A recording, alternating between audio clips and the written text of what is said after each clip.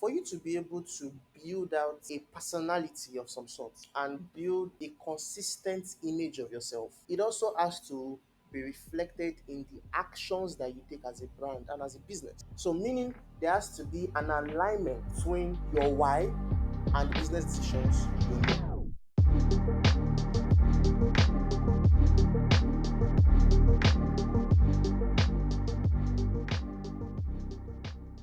Hello, everyone. Welcome to the Pulse of Tech podcast, where we have insightful conversations about building digital products, brands, and teams, as well as explore the challenges of the tech industry.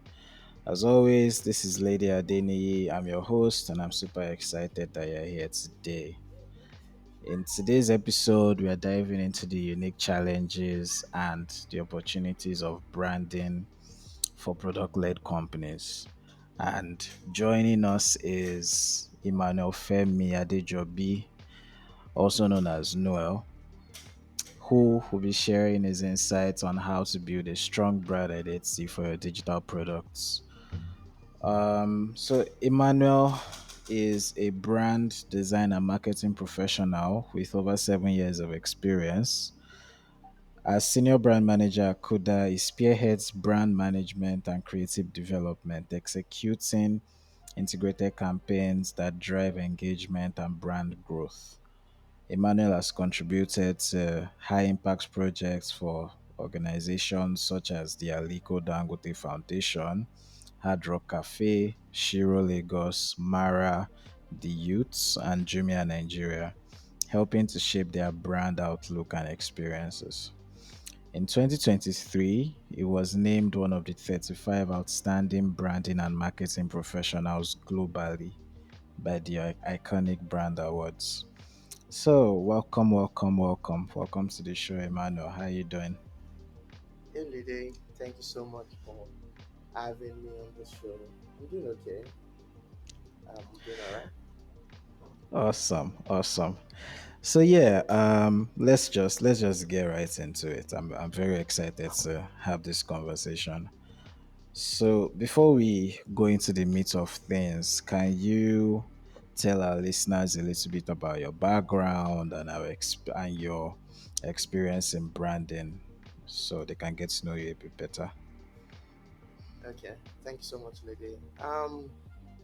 So I've spent the last 6 to 7 years immersed in branding, marketing, and creative leadership, particularly in tech, blending creativity with strategy. Currently, I am the senior brand manager at Kuda, where I handle brand management and I oversee creative leadership, executing large scale integrated 360 campaigns across all channels, um, just ensuring that our brand remains cohesive and that it resonates deeply with our audience. You know, we actually connect with the people we are actually trying to serve, and that the experience that they get to have at every touch point remains consistent. So in outlook, in experience, and in the services that they enjoy. So yeah, that's been like the core of my work. You know, over the last 5 years, I've been at Kuda for the last 5 years. My journey in branding started with like hand on roles as a graphic designer, um, with a focus on designing visual identities and outlooks. I've always been, from the beginning, I've always been keen about designing unique brand identities uh, visually that help brands and companies connect with with the audience they want to reach out to or the audience they want to serve. That has been very important for me from the very beginning. I have always wanted to create an emotional connection between brands and the people they want to serve or the people they want to cater to. So I started designing out of uni, even started an agency at some point with my friends in computer science. But well, that didn't work out because we didn't have any real world experience. So even though we had like a couple of clients, did a couple of projects, just regular visual identity projects, virtual design, and visual design, and some we did a couple of websites also development. Um, but like we didn't have the we didn't have real world experience. If I would say we didn't have actual like corporate experience. So operating a company at that time, I think we didn't have like the full knowledge of running that. It was an agency called Adema Media, so it crashed out literally and burned. We could not sustain revenue to keep the company running. Um, you know, and yeah, that just crashed out and burned. But my first official Mm. like work experience was in 2018 as a graphics designer for a company called Royal Ninja Company. It's a software development company. It was a software development company based in Maryland, Baltimore, USA, but they had like an offshoot in Ibadan. They were servicing clients across America and Europe, and North America and Europe. Nice. And I was their in-house brand designer, brand and UI designer. So my focus then was, designing visual identities and outlooks for their client's brand. Also designing experiences, that's websites their for their clients. Then about two of them. Then I also designed an app for for them.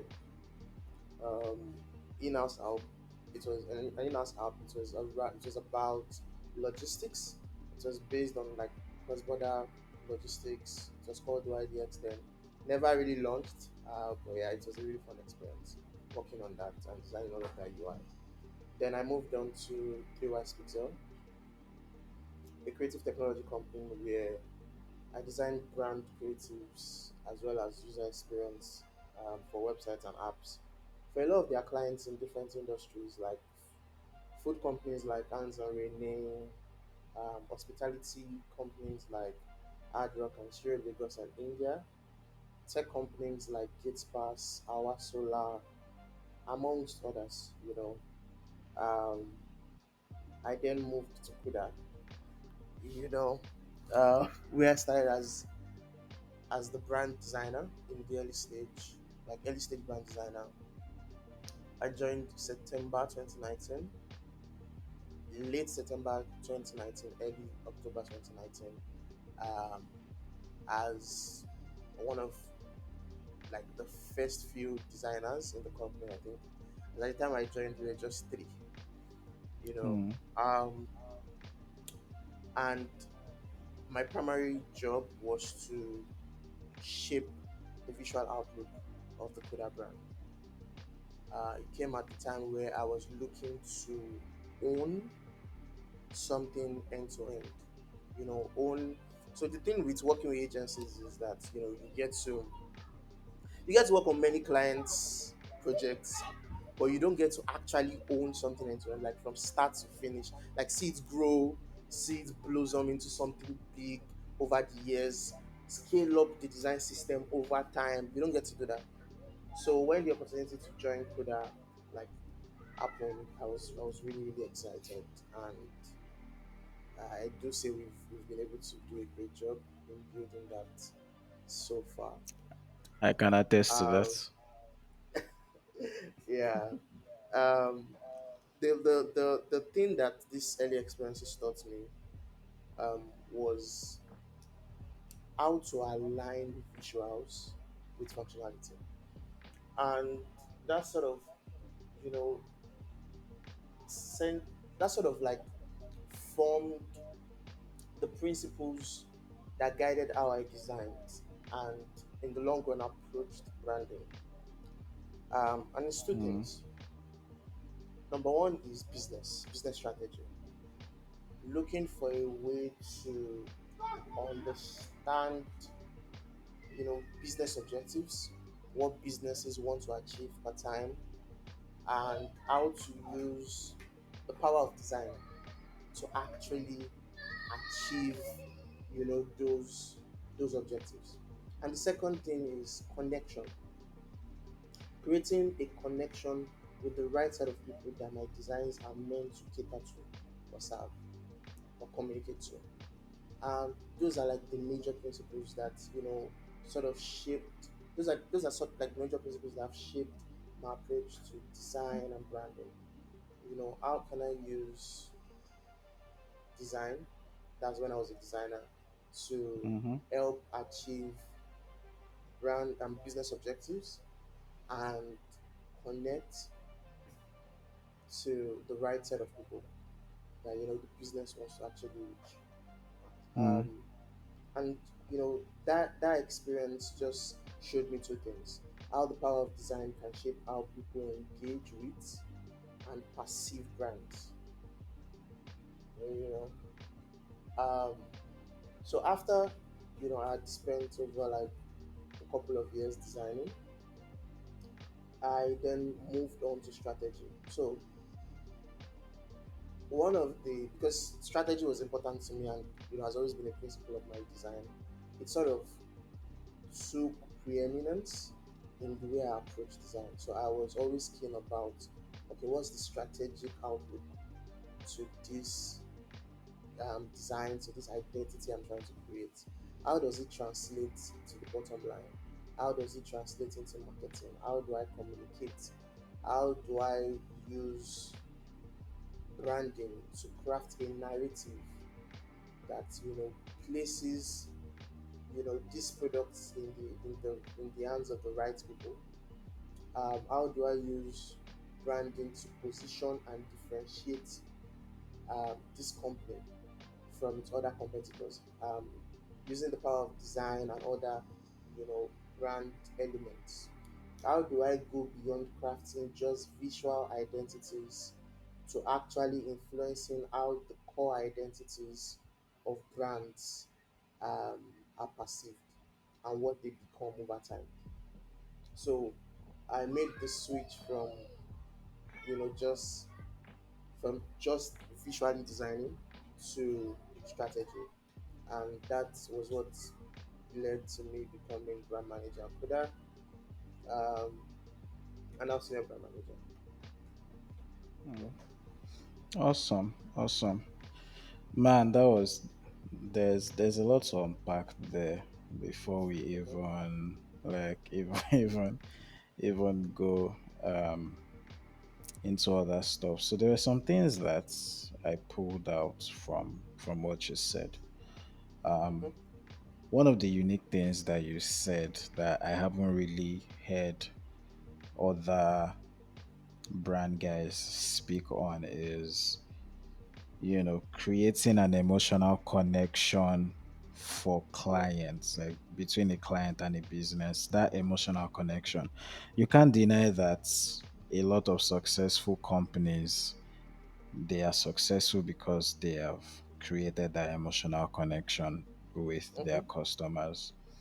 And that's why sometimes when, for example, GT Bank app is down, people are not mhm. leaving them, people are still there, you know. Yes. Yeah. So how exactly do you accomplish that? I know it might be like a broad stroke question, but can you pinpoint some of the things that can help a brand or like a company to create the emotional connection with their customers? Yeah. Thank you very much, Lady, for that.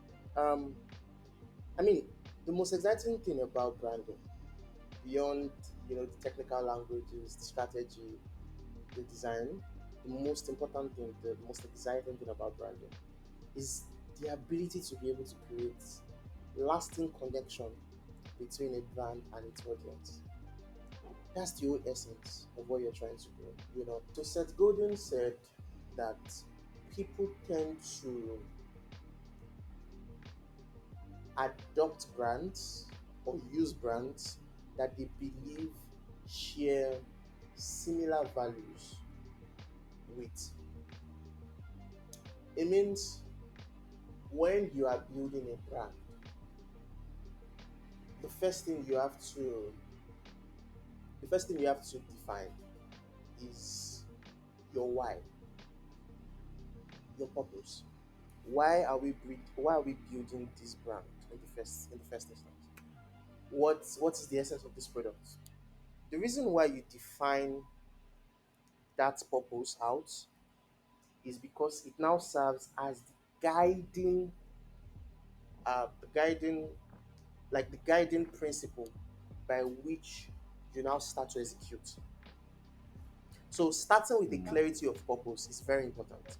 I always say to people when I do brand strategy now and when I'm consulting, I always say let us start with your core identity before we even go to the visual part.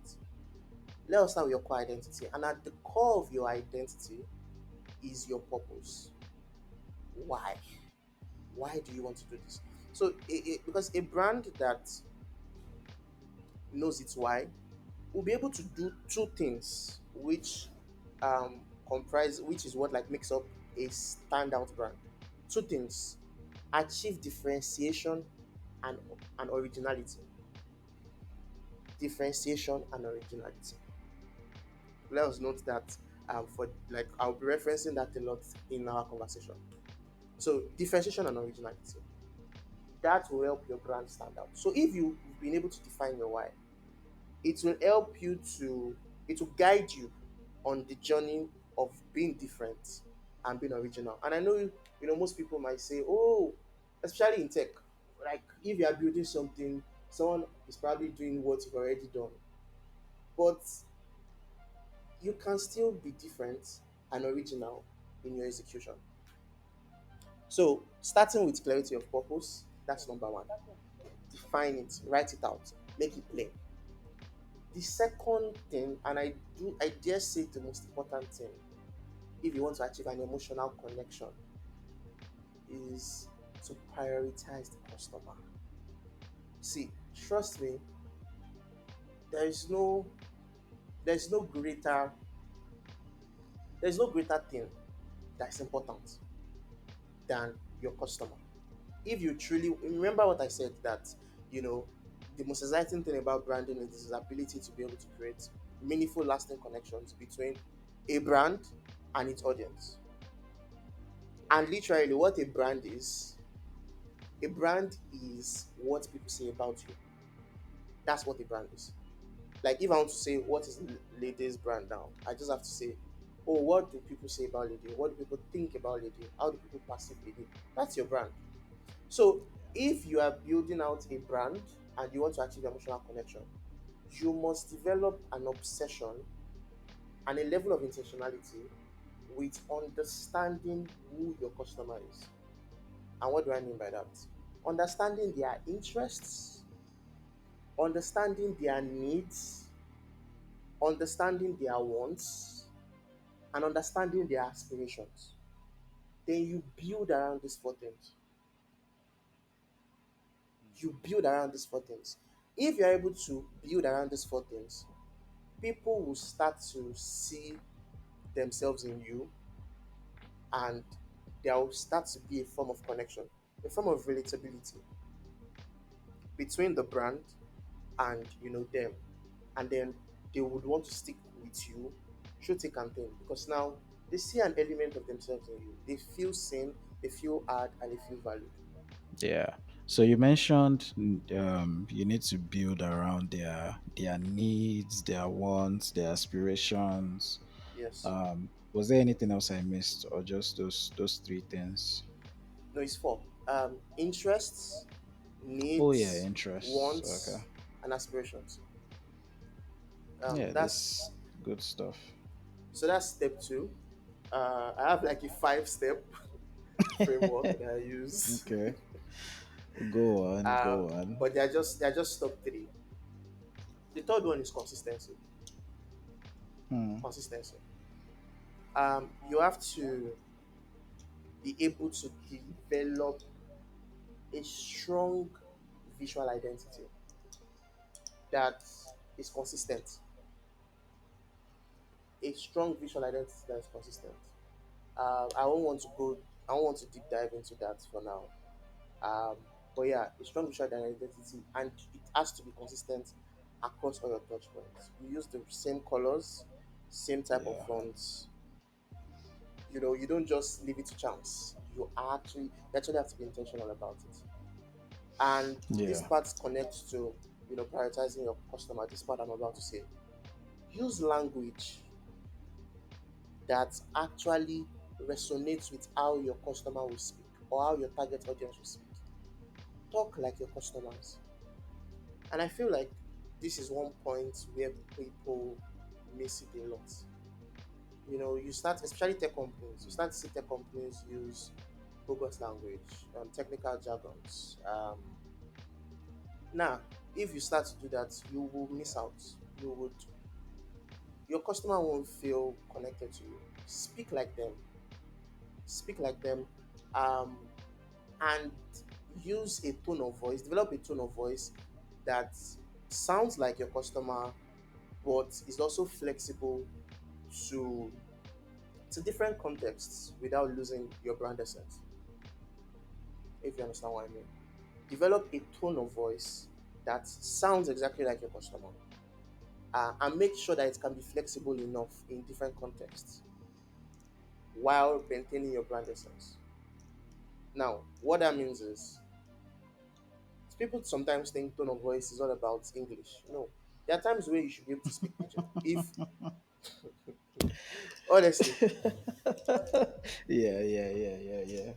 you know, people sometimes think, Yeah, oh, it's all about 100%. English. No, there are times where at Kuda we've used pidgin to communicate because the kind of people we are trying to target or the kind of people we are trying to reach, they speak pidgin.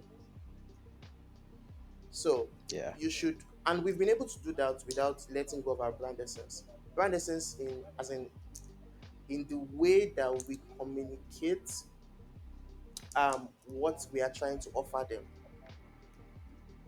and still maintaining our purpose and still maintaining the personality that we have. You know, if you are not, if your personality is not naturally friendly and you are speaking pidgin and Mm, you are now putting slangs inside, like mm. it will seem off. You know, It just seems um, fake. it will seem Like, fake. why are you trying to win us over all of a sudden? Exactly. So that's Yeah. what I mean about flexibility without losing your brand essence. And those are the top three. Yeah. I can dive into the remaining two later in our conversation. Yeah, this is actually amazing. What you said about building a strong visual identity that's consistent. Mm-hmm, Um, it really helps with recognizability, right? mm-hmm, Because like you said, a brand is meant to help to create a lasting connection between the customer and the company, right? yeah. And then a brand is what people think about you, what people say about you. For you Mm-hmm, to help that be cemented in people's minds, you need to create something that is recognizable in yes. across all touch points. And the Yes. touch points are like billboards, social media, graphics, flyers.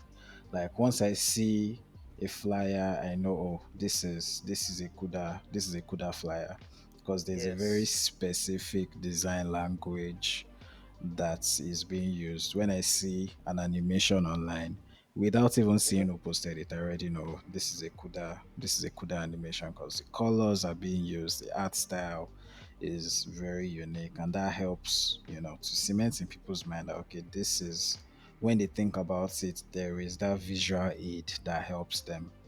And a lot of people don't understand that the visual identity is what helps to remind the customer of mm-hmm, the brand, not the brand in mm-hmm, itself. And mm-hmm. it makes a lot of sense the way you've explained it, really, Mm-hmm. really awesome. And Yeah, and what you said about, yeah, go on. I'll go after you. No, no, sorry to cut you. Just to hammer your point about consistency. Um, and beyond even just the visual identity and tone of voice, one other part that you need to be consistent in is in your business decisions. Haha. Yeah, Yeah. this Yeah, is yeah, where yeah, yeah, yeah, yeah, yeah. this is where a lot of tech, I see a lot of tech, companies get it wrong. Your business decisions. The reason why I started out with saying you must start with a clarity of purpose is because it becomes, like I said, a guide for you to be able to build out a personality of some sort and build a consistent image of yourself. It also has to be reflected in the actions that you take as a brand and as a business.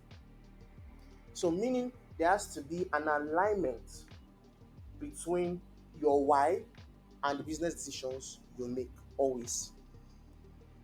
You can't say that your purpose Hmm. when you started out was to make, let me use let me use an hypothetical situation now. Let's say your mission statement was you wanted to um, make the lives of keke drivers in Nigeria better. You wanted to improve their living conditions, you know, and one of the Yeah. ways you wanted to do that is by making access to credit for them to get their kekes. You want to make it, you want to democratize access to that and just make it easy, you know. Mm-hmm. And then 1 year down the line, we hear that you are sending um, loan recovery sharks to go and pursue the keke guys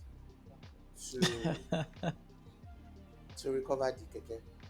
I'm sorry, but that business decision is not in line with what you're trying to do. And that also means that before you set out to give a loan to someone, you should have put that in consideration, the con of what you're trying to do in consideration. Understand how it can bring about a negative image on the kind of on what your core purpose is, and devise an innovative way to curb out that con. So non-performing loans, or you know mitigating against the risk of runaway drivers. It should be one of the things you should have set out to consider when you are mapping out the kind of customers you want to, serve. So by the time you now start, I understand that the business needs to recover the money and probably you are at risk. But the moment you start using loan sharks to pursue these keke drivers, are you making the quality of their life better, or you are increasing the pressure and tension on their life? So I feel like a lot of people say they want to do something and they set out to say, oh, we are this. This is our mission.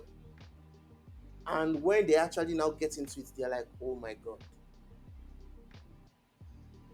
we are not this. And guess what? This is a problem that most brand this is a pro- this is a problem that most brand professionals now face down the line. You will now say you'll have spent a lot of time trying to build out a kind of image for a brand. And because things were not well thought out on the business strategy side of things, you now start to bring about a negative image. You now start to look for PR fixes. You now start to look for a way to correct your image. At times, it's always too late because now you've lost the emotional connection. People, the whole essence of a brand, what makes up what we call brand equity, is the fact that people can always expect a certain level of delivery, of behavior from you as a brand. That's what we refer to as brand equity over time. That's what builds brand equity over time. Brand equity in itself is a summation of like emotions, experiences, memories that are tied to your brand. That when people think of your brand, those emotions, those experiences, those memories come back to them. But what makes that happen is a level of consistent behavior. So I feel like that goes missing a lot. You see people who actually maintain a tone of voice, who maintain visual identities, but their business decisions don't align with what they started out to be and with the kind of image they started out with. I mean, it's okay for you to have rebrands at some point, but that's why it's always good to start with a clear understanding of why and the customer segments, an understanding of the behavior patterns of the customer segments you want to serve, because that's the way you'll be able to build a long lasting emotional connection. Yeah. Yeah. Yeah. Yeah. Oh man, a lot of people, a lot of companies make rash decisions on the fly when they feel like they're backed into a corner, and that's where strategy comes in, right? Because there's always a way to take decisions without alienating your customers. And I feel 100%. like a lot of people have not figured that out yet. A lot of people have not figured that side of things out.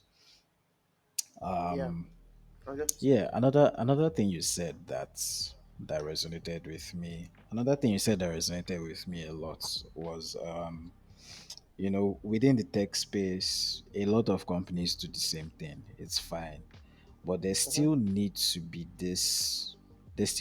to be a differentiator or like some originality in what a particular startup or company is doing. mm-hmm, Um, so when you were speaking about your journey, I could relate to a couple of things because mm-hmm. I used to do brand visual identity and strategy as well at some points in my life. Um, Yeah, I had it one of your so former I used to episodes, do and I was this like, exercise with my class. Yeah, yeah, yeah. So there's this exercise I used to do with some of my clients back then, and it was a very hard exercise. So it's something called the onlyness statement. I'm sure you've heard of it. Like, mm-hmm, even though you are piggybacking off somebody else's idea, or your idea isn't that unique, there needs to be that onlyness statement, and it's basically what is your why, like your yeah, what, your how, your who, your where, your why, your when, like what are you, how mm-hmm, how are you existing, like who are you for, where do you operate in, like why do you exist, like at what triggers people to want to use your products, mm-hmm, because nobody really talks about the triggers as well, the the soft triggers, the hard triggers, like if you want mm-hmm. to, if what emotion is tied to people using your product, Yes, if you cannot define it, then how are you going to market, how are you going to market it, like you're supposed to be marketing for the emotional triggers, like yes, yes, um Coca-Cola, selling Coca-Cola in traffic to like Danfo and people, like people are dehydrated, they're tired. mm-hmm, Like mm-hmm, when I see a bottle of Coke in traffic, like mm-hmm. my brain is screaming for it. Like I want Coca-Cola in traffic. Yes, yes, Or yes. why why is Gala so big right now? Like, why is Gala so big? Gala is accessible, easy to eat, is affordable, Mm-hmm, like children can enjoy it, adults can enjoy it. mm-hmm, When you're mm-hmm, hungry in traffic, you think of Gala. That's why they bring mm-hmm, Gala to you in traffic. mm-hmm, You know, mm-hmm. things like that are some of the decisions that people can make. And something else you said, like when you were talking about your journey, you said you started an agency, but you didn't feel like you had enough corporate experience and resources to run it to be Yeah. successful. And I think that's a very vulnerable thing to talk about, because a lot of people don't Mm-hmm, don't talk about that. Sometimes you just have to. Sometimes you just realize that you have the skills, but at the Mm-hmm. same time, you don't have the capacity to run a company because you realize that Yeah. you're starting to you're partnering with people, you're hiring people. Then how do you run this company now? How do you keep people motivated? Mm-hmm. Am I a good leader? Very All these important. questions. Motivation. Motivation. Yeah, It's very important. motivation was one of the things that I ran into as well. Like how do I actually motivate people? Because you're People. motivated, but at the same time, these other people they might not be as motivated as you are. How do you get them there? It's Yes. it's a puzzle that you have to figure out. Mm-hmm. But you're basically doing trial and error. You're reading books, but at the same time, the books might not relate to your particular scenario specifically. Like the Yeah. resources that you are getting might Yeah. be theoretical. So you need to get the practical experience. You need to go and work for a company, climb the ladder, get that leadership experience from there, Mm-hmm. and then Mm-hmm. maybe in the future restart your agency, start it again, and Mm-hmm. at that point you already have the tools. You know how to run a company. You know how to run a business.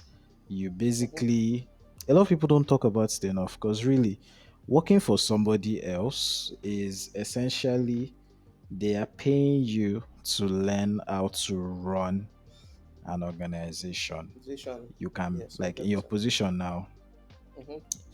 yeah, in your position now, you can experiment, you can make mistakes Yes. without going bankrupt. Mm-hmm. Mm-hmm. You know, so a lot of people don't talk about it. What we usually hear about is, I don't want to work for anybody. I just want to run my own thing, or do this or that. But yeah, I think it's a topic for another day. But I just wanted to point out that it's very vulnerable to point that particular thing out. Yeah. And So yeah, yeah. and in my experience also, I would say that what we said about motivation, especially learn how to motivate people when you're just starting out a company, maybe when you are young. Sometimes it also scales down, even when, or it scales up, even when more knowledgeable people actually establish companies. I've been privileged Yeah. to consult for a couple of people who say, how do I build an internal culture uh, that is Hmm. motivating to my employees? And what one thing I first tell them is, you see, brand building actually starts from inside. Brand building actually starts from inside, because guess what?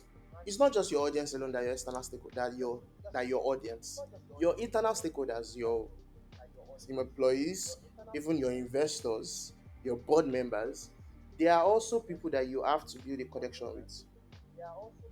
So it is very important Yeah. to it's very important to know um, that the first set of people you have to convince and communicate your mission, your values, what your vision is. The first set of people you have to communicate that to are your internal stakeholders, your employees, most importantly. Because guess what? Like I said before, your actions make up what become your brand image. Your actions, like as a business, makes up what becomes your brand image. Guess what? Who are the people that are responsible for carrying out those actions? Just Internal guess. people. Your employees. So exactly, internal people. Mm-hmm. So by the time you, if they don't embody what you are trying to be, or the kind of brand you're trying to develop, if they don't actually try to showcase that, understand it, and adhere to that, you would not be able to portray the right kind of brand, to external stakeholders. That is your customers, your target audience, because they will be taking decisions and Yeah. actions that are not correlating or in alignment with who you say you are. So you and guess what? If you are able to communicate your core identity to your internal stakeholders, that is your mission, your purpose, your vision, your values, which makes up your personality, if you're able to communicate that to your internal stakeholders, this is where the interesting part comes in. They will start to see themselves, they'll start to see elements of themselves that align with the kind of brand they're trying to be. And they'll be motivated to carry that vision and run with it. So the process of brand building is not just to external people alone. It also has to start first with the kind of internal culture you build. You know, there's a popular Yoruba proverb that says, "It's from home that we take treasures out." Also, the English say charity begins at home. Um, it's just a reflection.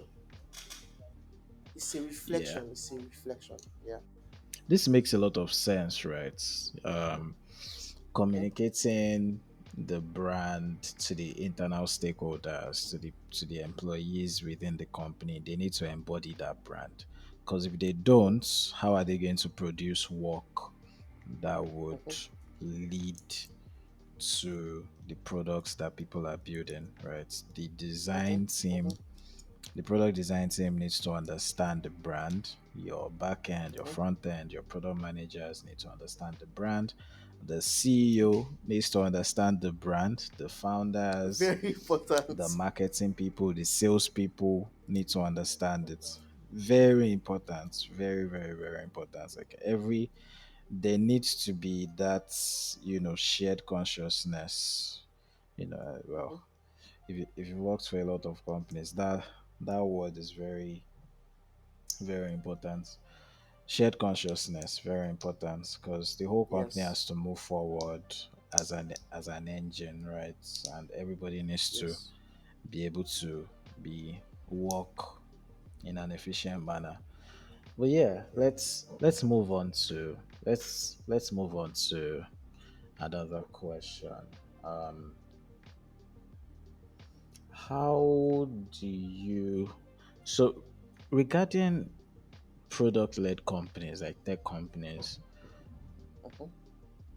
what makes branding for product-led companies unique from other industries? Great.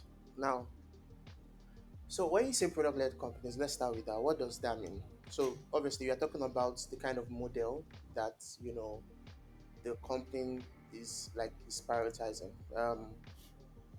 When you're talking about this kind of models, you are talking about um, what what they consider their their leading value proposition or growth strategy.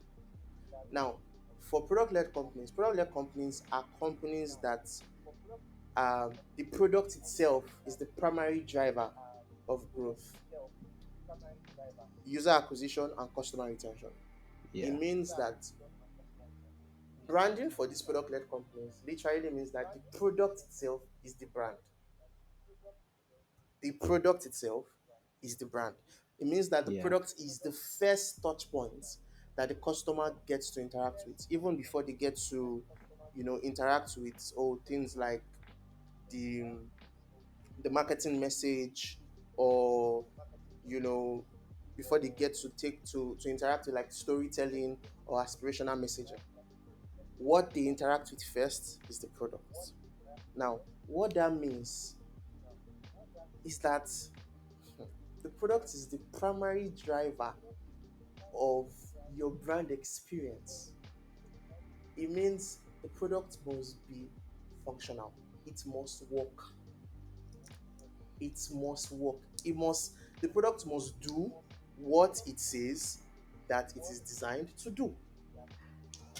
So, for companies that are product led, one thing that cannot you cannot negotiate on is product delivery, like the quality of your service delivery.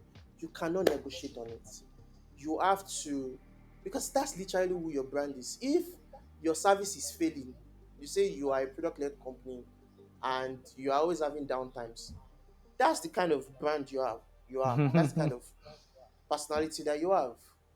It means your brand is a failing one. You understand? Like, is one that is unreliable, Yeah. and it will automatically translate to how people will perceive you.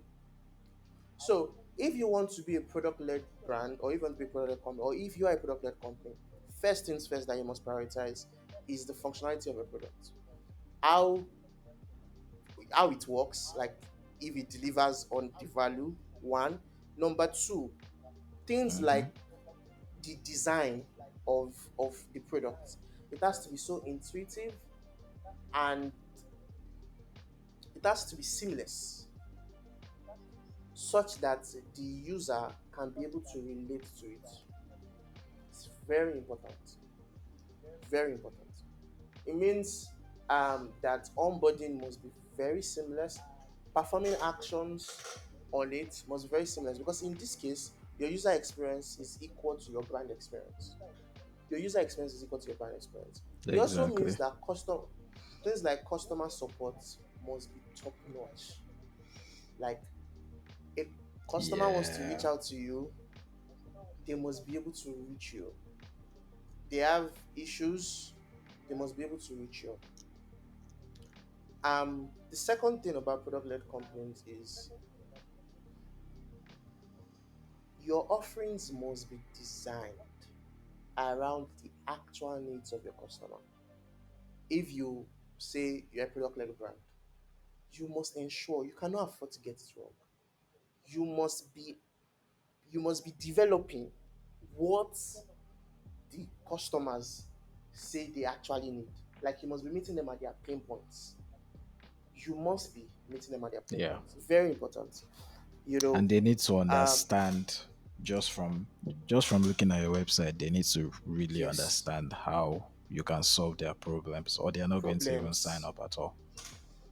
Very, very important, lady. You literally just said it amazingly.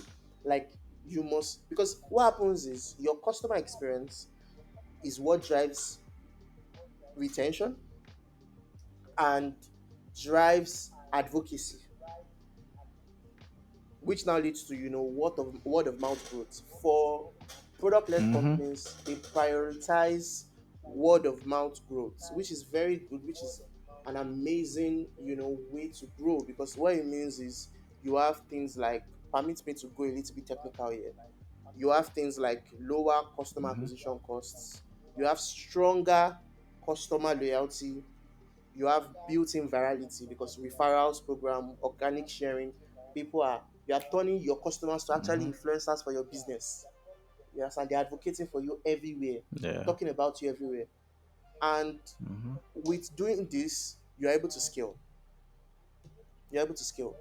Another thing that Yeah. should be your priority as a product-led brand is data, like using data a lot. Data insights must be very important to you for two things. Number one, understanding the behavior of your customer. Understanding the behavior of your customer, Yeah. so that you can quickly iterate. You can quickly iterate on any places where they're having, like, where they're having roadblocks, or they're having like pains, or they're having complaints. You must prioritize that data, behavioral data. You must prioritize it a lot, so that you can be able to quickly iterate and solve those issues and make your product seamless for them. You must also prioritize data insights on your target audience, so that even if, Mm. because the difference between your customer and your target audience is the customer is already using your product. The target audience is who you are trying to reach, that falls in the scope of who your customer should be. Do you understand that difference? Yeah. Yeah. I Yeah. do. So the another data insight that you should prioritize is knowing, okay, what your customers are saying, um, what your customers are saying currently when they use your product, and the interests of the people who are yet to use you but are looking to acquire. Data-driven decisions must be a Mm-hmm. pillar of brand building for product-led companies. Um, and the last and most important one, your mode of storytelling has to be around um, creating use cases, case studies of how your product seamlessly Mm, fits into the day-to-day activities of your customers. So amplifying the value of your product, very important. yeah. Do you understand? So Very, very, a very, very important. Very important. They need to see the yeah, so a end goal, the end result of what your yes, product is going to give them. yes. They need to be able to see that, okay, yes, this is what this product can do for me, and this is what it does for people that are similar to me. Remember what I said about people seeing or people adopting brands that have similar value to them. It goes a step further for Seeing product-led themselves. companies. Yeah. They are seeing someone who looks like them, Yeah. who has similar interests, similar needs, similar wants with them. They are seeing that person use your products and seeing how it works for that person. They would definitely want to use it because relatability can easily be achieved because this product is solving the problem that I have, that this same person that you are telling me about has. So it's that's a very key point for branding for product-led companies. You must be able to just create narratives around the value of your products, the seamlessness of your products, and you must prioritize innovation also, so that you can always consistently Yeah. grow. Yeah. Yeah, I think that's an amazing take. Okay, let's go into rapid fire questions before we close. Okay. So, drum rolls. Did it? All right, all right. As a look at us saying we'll spend 35 minutes. It's already Whoa. past 15 minutes now. Yeah. Exciting, exciting. Okay, Really exciting. so are you an iPhone or an Android person? iPhone. iPhone or Android? Okay. iPhone. Dark mode or light mode? Dark mode any day, anytime. Love it. Love it. Um, in regards to pets, dogs or cats, or no pets at all? Dogs, please. Dogs. I don't know how people cope with cats. Like they scratch you every time. They scratch you and leave marks on you. Like, oh my, I love them. Don't get me wrong, I love them, but I don't think I'll be able to deal with that scratching for so long. It looks like a toxic relationship. Before the cats people come for you. Do you Yeah, understand? yeah, yeah. It's I 100%, I 100% believe it's a toxic relationship because people that have cats, they say, oh, cats are very low maintenance. They don't mind you. They just do their own thing. They don't give you attention. You don't give them attention. Eh, it just sounds like a toxic relationship to me. very toxic. Yeah, very, very, very toxic. Do you prefer calling or texting? Hmm. Hmm. So I would say I prefer honestly it depends on the kind of person. It depends on the kind of relationship, honestly. I think I prefer calls because things get lost in translation over text, and I feel like I'm able to express myself Yeah, more over calls than text. 100%. Marvel or DC? Marvel, Marvel. I'm not. I feel like another name for DC should be the dark comics, because like there's always like a dark grading over most of their comics. I'm sorry, but it's Marvel. Yeah. Okay, okay. Marvel, Marvel. All right. I'm Marvel as well. So Amazing. yeah, before we go, one more question, because I think we've overspent our time. um, how can how can a company effectively measure the success of their branding efforts? So, like, what kind of metrics should they be tracking and stuff like that? Hmm. So the truth is, measuring brand success is not a short-term thing. It's a long-term thing. In fact, like I said, consistency. You must for you to build a brand and to build it successfully, it must be a long-term play. It must be a level of consistency over a long term. So you can't really measure brand success in a short term. It has to be over a prolonged period of time. And that's Mm-hmm. when brand equity Yeah. forms. And brand equity is actually like an intangible asset of great commercial value, especially for companies that get it right. If you look at companies like Coca-Cola and Apple, I'm talking of billions of dollars in commercial value for what their brand equity is. And what is brand equity? Like I said before, emotions, memories, experience, feelings, Mm-hmm. expectations. That's it. Very so if you do it well, that's like the height. But in the short term, there are a couple of metrics that I can just give that you can measure, that I do measure on a day to day. Number one is brand awareness. Monitoring your reach. So Okay. for you to track brand awareness, monitor your reach, your impressions, and share of voice.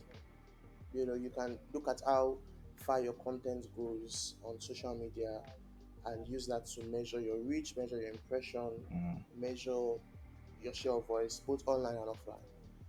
Um, there's brand awareness, there's engagement to track your likes, track your website traffic, track your time on sites, track, track your comments, track your shares. What these things do for you is to measure how people are interacting with you, to see if you are actually appealing to the right set of audience, to the right set of like customers, like if you are actually mm, building a community out of your target audience. It's because it's from people who become a part of your community. Those are the people who become your advocates, who become your loyalists. So track engagements, yeah. track brand sentiments. Okay. Very important. Very important. Uh, brand sentiments. Use social listening tools to track what people are saying about your brand and how are they feeling. What's the emotion that is being portrayed when they speak about you? Remember, like I said, a brand is literally what people say about you. So brand sentiment is very important. Yeah.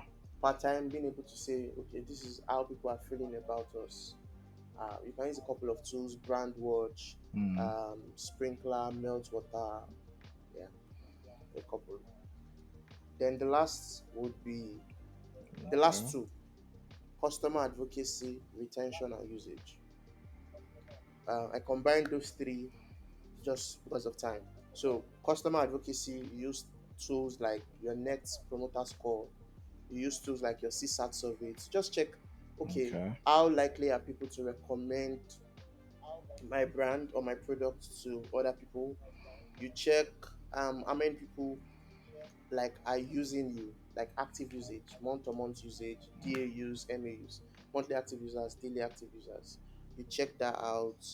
Um, those high retention, and especially for product led companies, high retention and high usage, active usage, most likely would reflect an alignment between what the brand wants to be and the product experience. So high Mm, retention and active product usage would often indicate strong brand alignment with the product experience, meaning the product is actually serving the kind of customers that it should serve. Your product suite, if you are not having mm, IMAUs or IDAUs, it means that you are getting customers in maybe through um, the the storytelling that you are giving them. But when they try to start to use you, you are not eating their pain points. They are not gaining as much value from you. Your product is not delivering on its promise.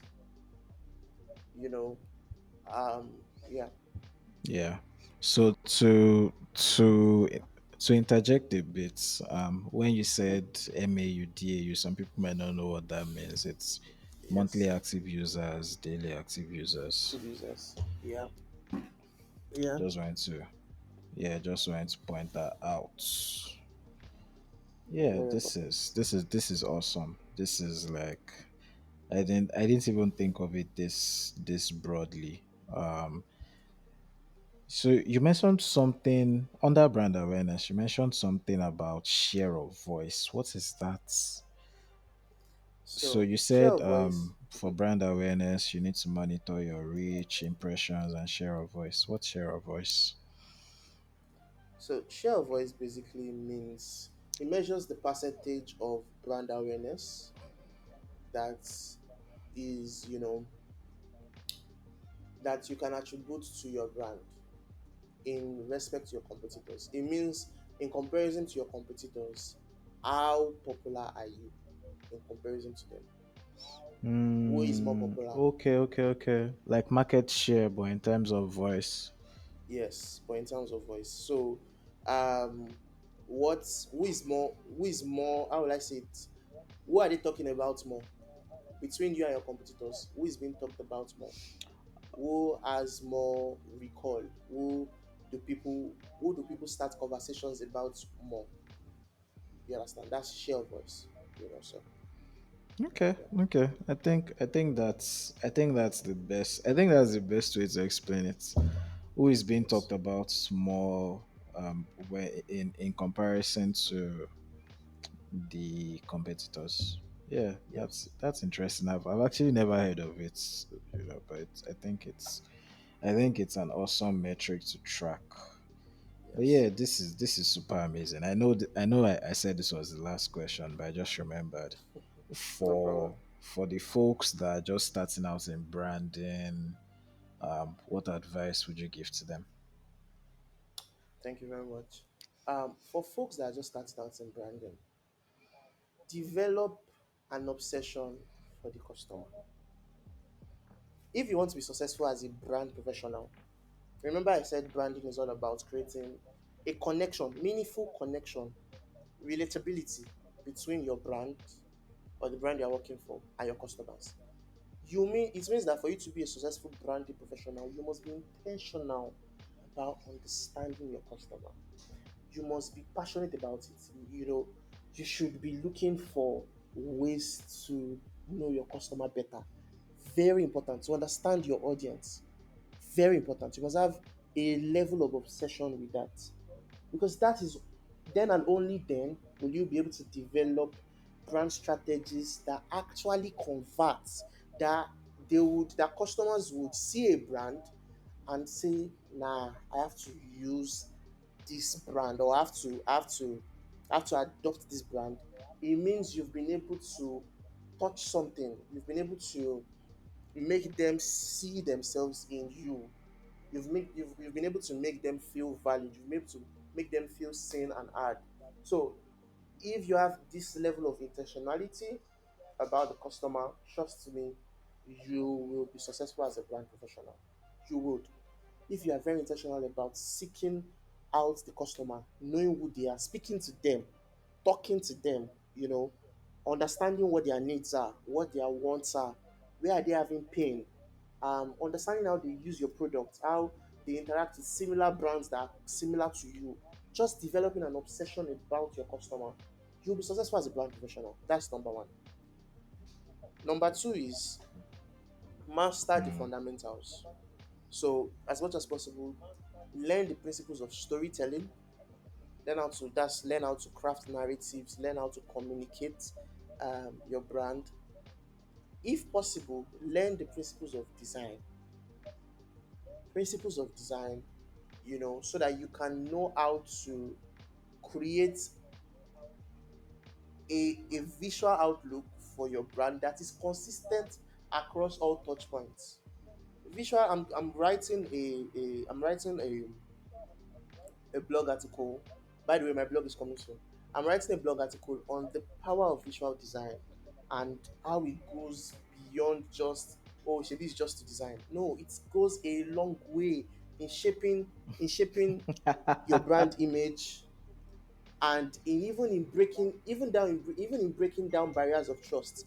There are references I can make to how we used visual design and obviously the power of communication to break down barriers of trust um, in the Nigerian market when we started, doing like large scale campaigns. Very important. So learn the principles of designs, Mm, and learn the principles of strategy, amongst other things. Consumer psychology also. Yeah, that's two. So the third thing I would say is okay. be curious. You have to be curious. Trust me, because that's the only way you will stay updated about like trends, and most importantly cultural shifts. That's when you will know how to properly position your brand in the minds of people, and to position your brand to be relevant culturally to people. When you are curious, you'll be able to stay updated on trends, you stay above, above competitors in terms of reactions to trends, reactive marketing, and even proactive marketing.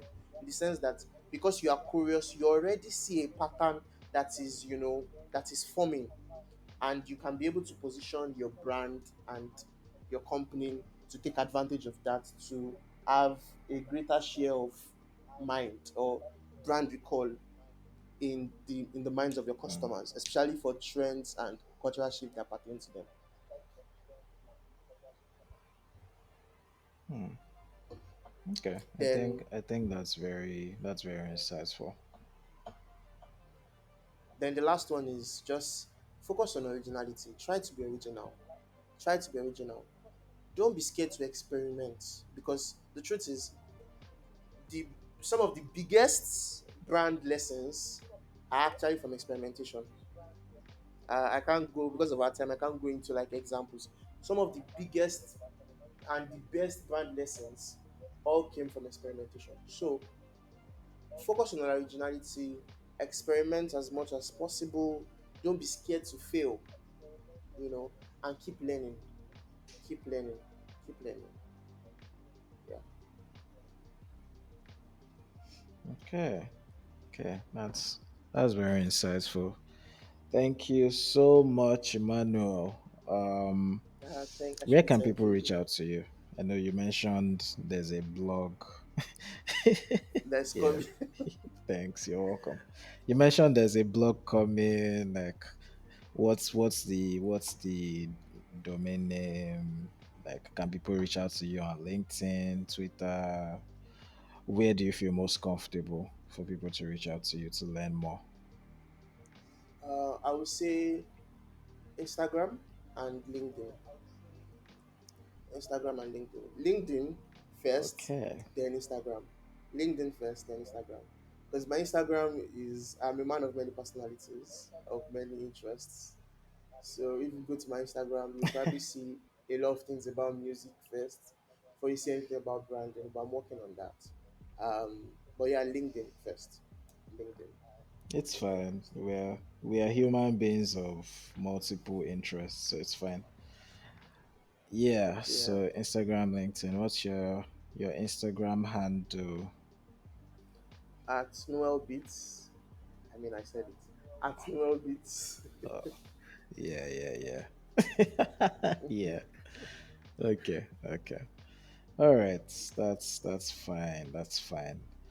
Thank you very, very, very much. And to those listening, if you found this insightful or useful, you guys can leave a comment and reach out to us on Instagram and Twitter and everywhere.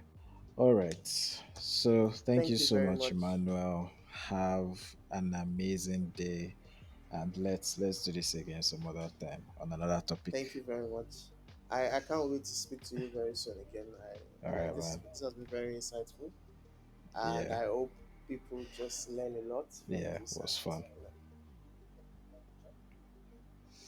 Yeah, they will. They will. This this was amazing. All right. Have a great day and bye.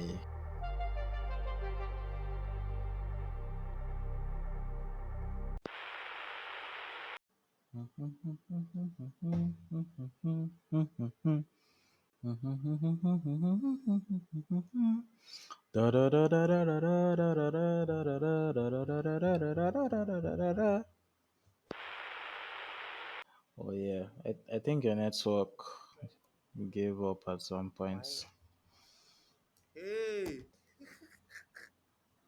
Yes. Ow! Ow! I'm coming. Let me check.